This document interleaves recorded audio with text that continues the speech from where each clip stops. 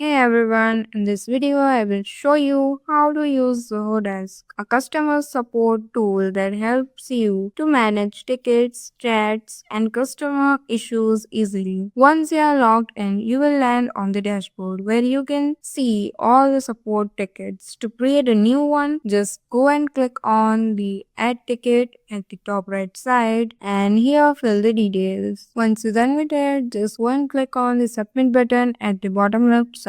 And as you can see that your ticket is ready, use automation rules to assign tickets automatically. You can reply directly from the desk and add notes and add even integrated email or chat for faster response. Track performance and view the analytics reports to improve your support process. And that's it, how easily you can manage customer service with Zoho Desk. So that's all for today. Thank you for watching.